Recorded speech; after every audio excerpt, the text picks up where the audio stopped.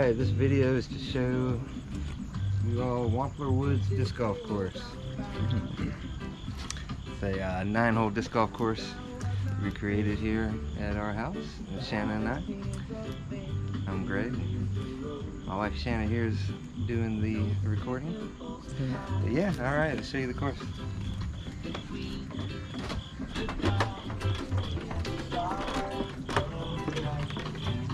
Here for our backyard, got a little turtle pond. There's a turtle.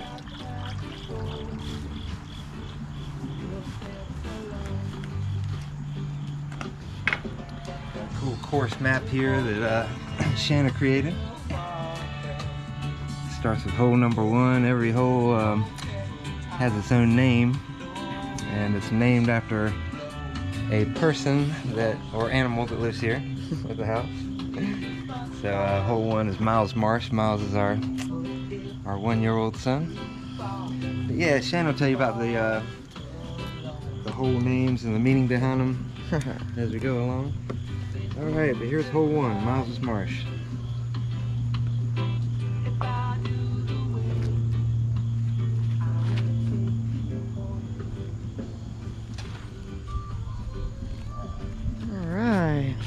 Nice signage here that Shanna made.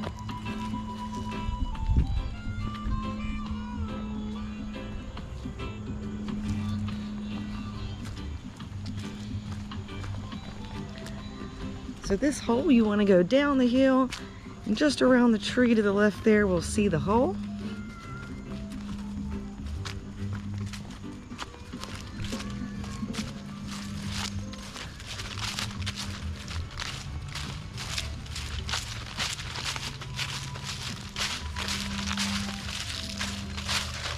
So Greg had a pretty good shot. Oh yeah.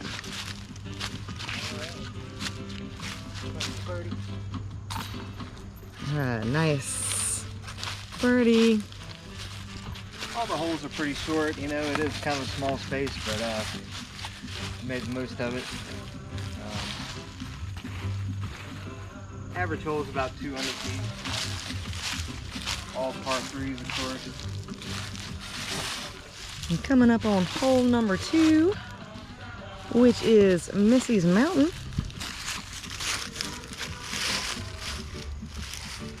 And Missy is one of our water turtles, so that's a mountain to a turtle.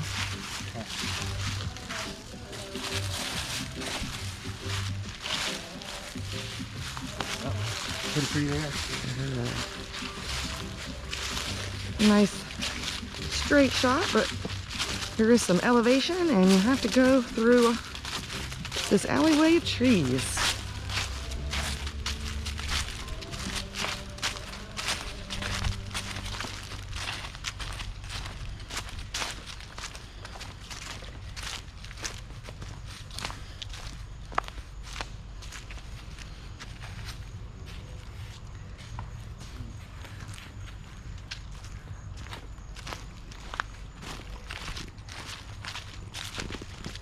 We'll see in a minute. This is an interesting basket setup we have here on Missy's Mountain. See if we can notice what that is. All right.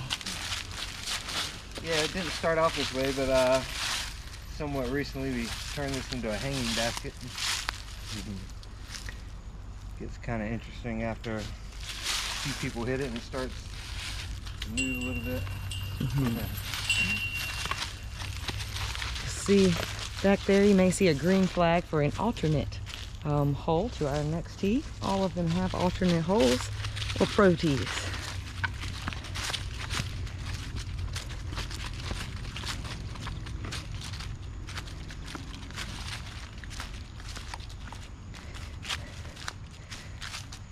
Great nail and stump placement for all your table and bag hanging needs.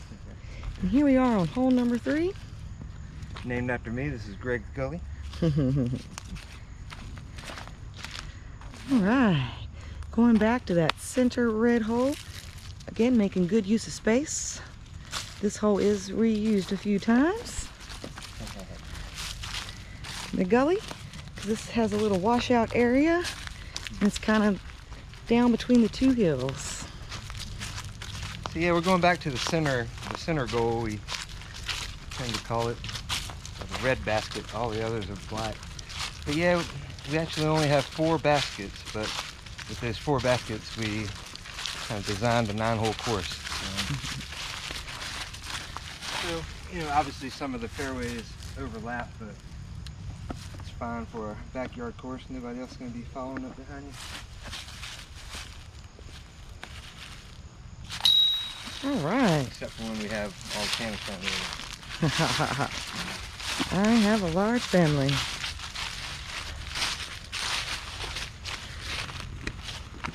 So our next hole is going to be the hole that I named Shannon Shorty, or that I spotted rather. All the other ones Greg spotted out. This next hole is, as the name alludes to, it is short, but it's got a little bit of technical difficulty to it, in that we have a Mando. So you have a narrow fairway with the Mando, and must go to the left of that, making this hole just a little tricky. Oh, back there you see the patch for the alternate tee for this course, this hole as well. I take 2 quick shots on this one. You know, kind of designed it to have a right hook and to go under that natural little bridge. So kind of designed it with a side arm shot in mind, something like that. It did what I wanted to do, but And that's where I usually tend to take the high route on this one. Go over the limb. Oh, got about the same result. again making this shot tricky are all the trees. This nice little natural overhang Greg mentioned. And the Mando.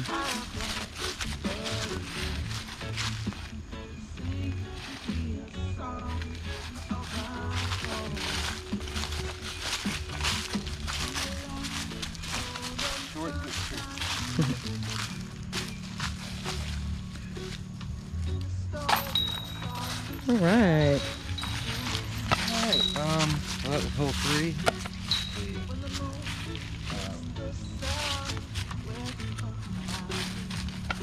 Hole 4 actually. Oh yeah, that was hole number 4. So 3 is Greg's Gully, hole number 4. And now we're coming up on number 5, which is Foxy's Hollow. Foxy is our other turtle. And as you can see over there, that's what we call the hollow. You don't want to end up there. We're going back up to the yard. This is one of the long, can't even see it from here. There we go. One of the long shots. Here we go, get a good view. yeah, it's all the way up in the yard there. All This the is way the in the longest hole. Probably a good 300 feet. It's up the steepest hill. Oh. Here's the third. Greg usually launches this one way up there, oftentimes landing in that bush, which has proven to be a giant obstacle on this course. Seen people land basically near the back deck, all in the blackberry bushes. It's definitely one of the more challenging holes.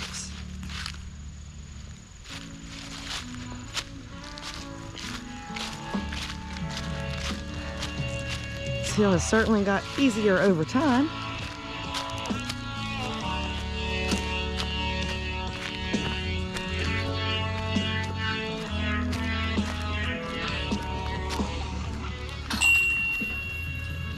Alright, still save the par.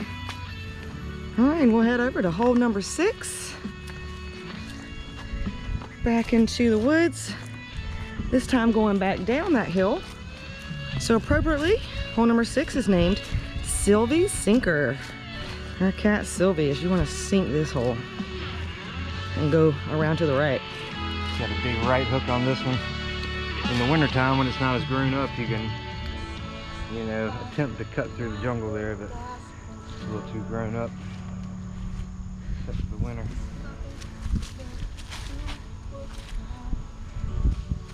Alright. Made it through unscathed.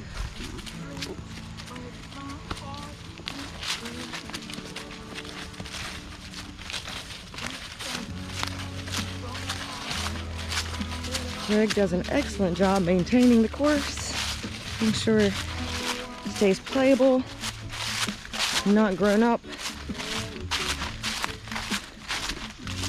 as it was before the course was here.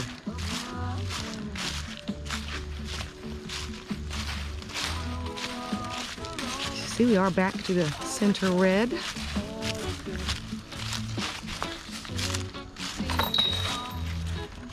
All right. Now we'll cut back kind of behind hole 5 to hole number 7. This is my favorite hole. This is Booster's dog leg because it is shaped like a dog leg with a crook. We're going to go down and to the left.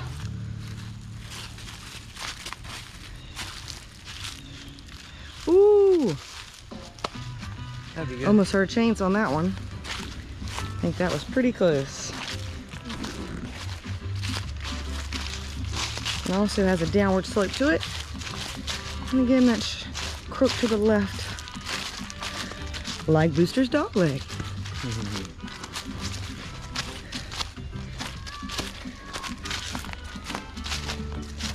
Starting to get a little covered up with the fall leaves, but all my tee pads I put down brown mulch inside of like a wooden frame that I made. Then remove the frame. And it just defines the tee pads, but still pretty natural looking. All right. Birdie on that. Another birdie. Just a shot of that. Nicely lined up.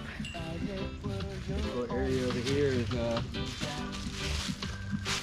been dubbed Leo's Lagoon. My buddy Leo. A little sad we didn't name after a hole after him, so he got his own little lagoon. The little mound back there is actually the pro tee for hole number 9. Yep. We call it the island. But down in here, sometimes it has more water than at other times. But this definitely fits the lagoon name. A real neat place full of ferns. And secret islands. Always find this water hazard here right behind hole number 7. Yes, frog ponds. Don't want to overshoot that.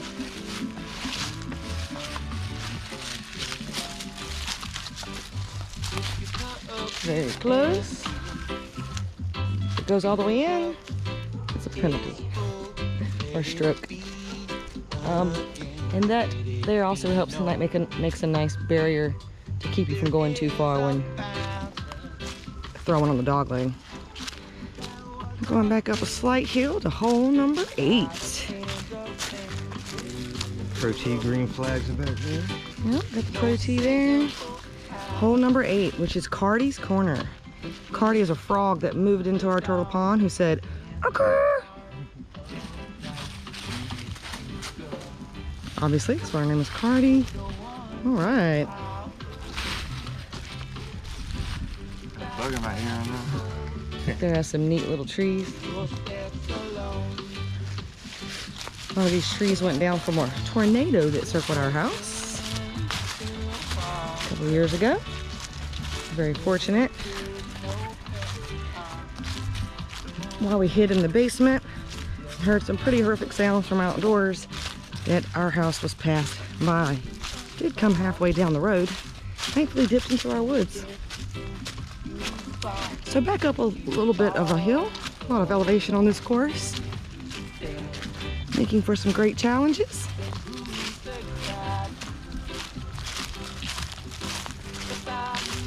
We are back to the red center. Oh, so close. All right, well, that was hole number 8. We're off to number 9. Nice little bench resting area. Came in handy a lot. Alright, now we're going to be going over to hole number 9, as Greg stated. Across the little bridge. Troll bridge.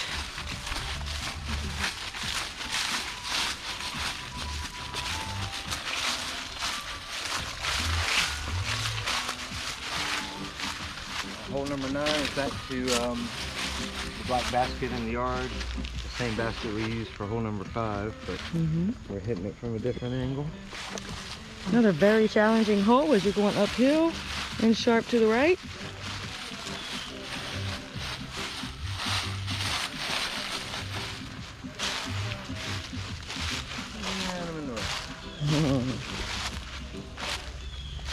Tend to end up right over there straight ahead.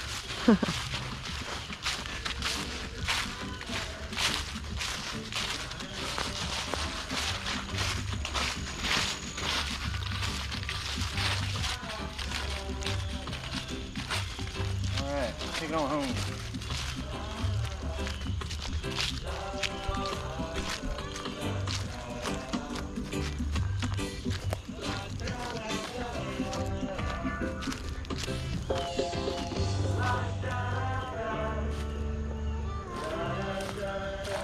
This there is not the disc I'm looking for. Oh, left behind disc. It's not really a disc golf game if you don't have to at least hunt for one disc.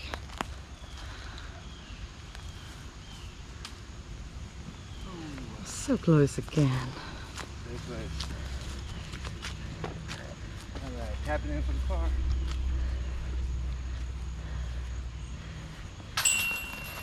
All right. Wampler Woods disc golf course. Good game. If you're ever in Danville, hit me up. Let's come play around. It's a great course. Hope you've enjoyed.